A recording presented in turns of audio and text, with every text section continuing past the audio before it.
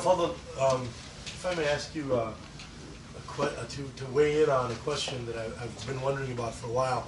And it's a very unique conversation between a scholar of the law, but also an usuli and a comedian and an artist. Ramy and I are friends. We've talked about some of these questions, but I'd be very interested to hear your take. You know, I have a thesis that the law and the ulama and the fuqaha are basically at the precipice of having to confront an important modern question, which is whether or not acting is basically a valid profession. If it is, then why shouldn't there be a rukhsa for discharging your work the same way there are Muslim male OBGYNs, for example? They engage in something which is shar'an, zahiran, completely haram, but on an exception basis because there's a medical need and a valid profession, they take advantage of this rukhsa, if you will. The same could be said for an actor. You know, if Ramy has to be on camera kissing a woman because it's part of his role in a show, it's zahiran haram, but perhaps there's an exception. But this can only be given by a proper fatwa, by a mufti. Could you imagine an emerging area of such law and legal thinking? And if so, who should be pioneering that? How can that be brought into the world? Would that be a good thing? Would that be a bad thing? Would love to hear your take. You're asking for a fatwa? No, man, just do it. Just do it. Just do it. Just come on. You made a good point. I'm not prepared to give a fatwa, but I'll say this. This is fiqh al-nawazil. I mean, this is the nazila, the real nazila is English translation. Tough issues of law that don't have a precedent that you can just ride on. Because lawyers or jurists look for precedents and you connect to a precedent and you ride on it. But when there are no precedents, it is embarrassing that in this day and age, and we're still talking about Islamic law and its position on acting, because theater, while Muslim jurists were aware of theater in the Greek tradition, drama had died all over the world for a long time between the Greeks and Shakespeare.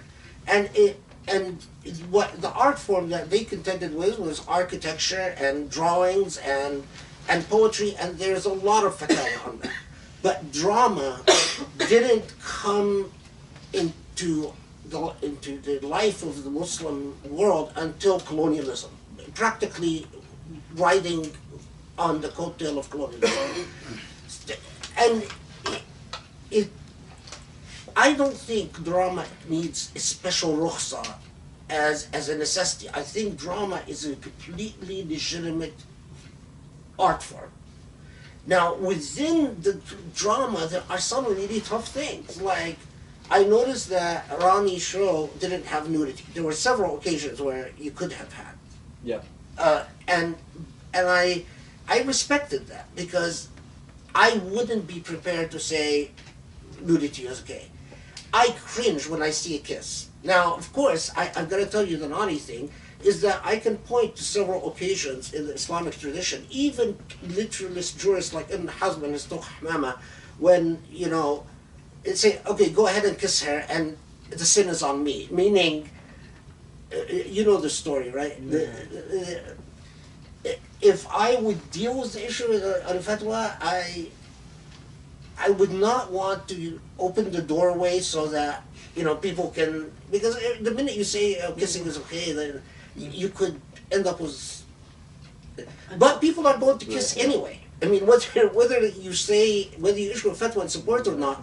So it's how you negotiate the status of the law. Do you want the law to become marginalized and ignored in real life, or do you want the law to remain relevant? And these are, I mean, these are really challenging issues. As challenging as when Ramy has to sit there and think, well, you know, to what extent am I representing Muslims, and who are the Muslims that I'm really representing? what I'll tell you is when I see a show like Ramy's, I sincerely, from all my heart, I actually do included you in my dua. I have to tell you. I say, you know, I pray to Allah, okay, whatever sins might have been committed, please forgive them, because I believe what the greater good exceeds the sins that have been committed. Okay. And so I wish that other Muslims would, the way they can support is to sincerely have the attitude of Ramy, or our son. I mean, in the same way that my son, I ask Allah. I know that my son didn't live his life as a model Muslim. Like all human beings, he struggled. So, and I do dua sincerely for my son. May Allah please forgive whatever he's done, and look to the goodness in his heart, because he's a beautiful human being. The same dua I do for Ramy. And I pray that other Muslims have that attitude, so that we can nurture our artists, so we can celebrate our artists, and we can tell our artists, we love you. You know, we love the fact that you humanize us. And without you, we'd be just demonized, as we always are. But they need to feel loved, not vilified. So I love you, Ramy.